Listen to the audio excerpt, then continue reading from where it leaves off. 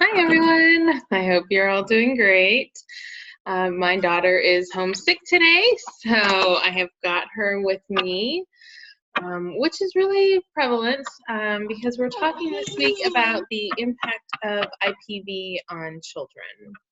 So I'm going to post this PowerPoint again online for you to see. One of the first things that I want you to do is there's a website here called Honor Our Voices.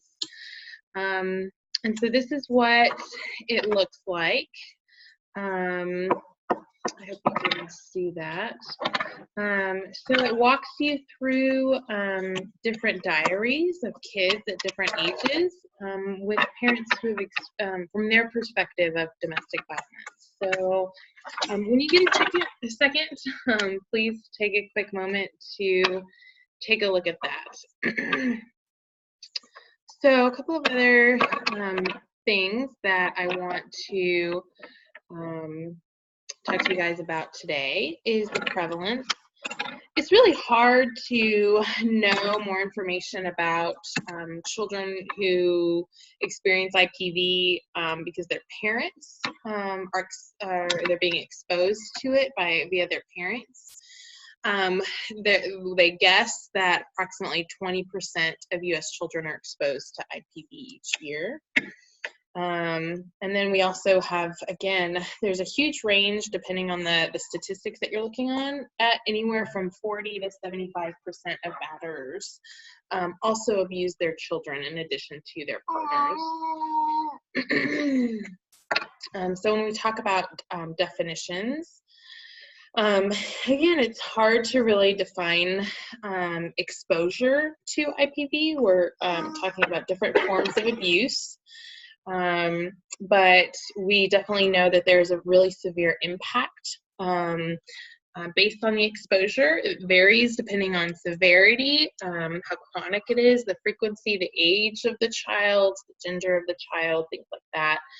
And it may vary among children in the same household. So one child may experience, PTSD-like symptoms and things like that from the abuse, and another child may be able to cope much better. So again, it really just varies among the children. But there's two themes that are pretty consistent in the research, and that is the impact of exposure on children's development and their developmental stages, and then the likelihood that exposed children will be a victim or a perpetrator of abuse later on in life as well. So those are two pretty significant themes.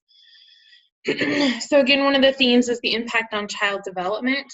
They may exhibit more externalizing behaviors, so they may be more aggressive, or they may be more antisocial. They also may exhibit more internalizing behaviors, so they may be more fearful or different things like that. Sorry, let me put her down. They have lower social competence, poorer academic performance, and emotional health measures may look similar to children who are physically abused, right? So again, all of these things have a pretty significant impact on a child's developmental stages. They may be more prone to accidents, wetting the bed, things like that. Increase in susceptibility to illness, so their immune system may decrease. They may have more sleep disturbances. Again, more bedwetting accidents. They may experience physical abuse and neglect. And then, again, to a more significant degree, some may experience failure to thrive. Some of the social effects: aggression with their peers, regression, isolation, substance abuse as a coping mechanism. Delinquent behavior, acting out sexually, or identification with unhealthy role models is another one as well. Cognitive and emotional effects. So with PTSD-like symptoms, they may have an inability to concentrate. They may have a poor attention span. They may experience anxiety and fear. They may have low self-esteem or low self-concept, They may experience depression or self-blame because of the exposure to the IPV. There's obviously a suicidal risk and inability to trust, and they may withdraw from individuals.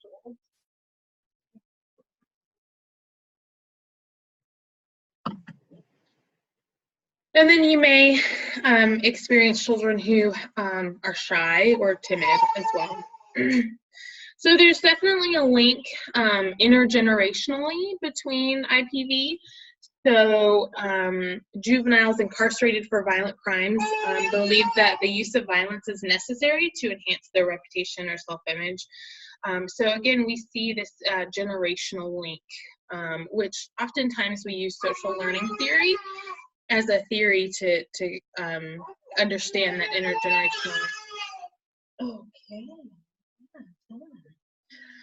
There's definitely a link between exposure and adult battering. So men who were abused or exposed to IPV were 3.8 more times more likely than other men to perpetuate IPV.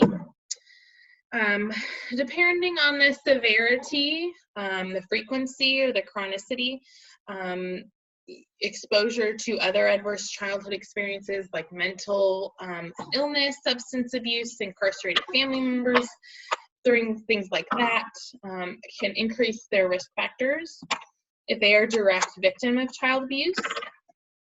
Usually gender and age are a risk factor, but not necessarily race or ethnicity. It does occur across various races and ethnicities. So other risk factors: abuser has a direct impact on mother's parenting. Parenting practices may be altered when abuser is in the room. They may undermine the credibility and authority of the mother. And it also depends on the child's relationship with the father as well. So again, various children can do different things with IPV.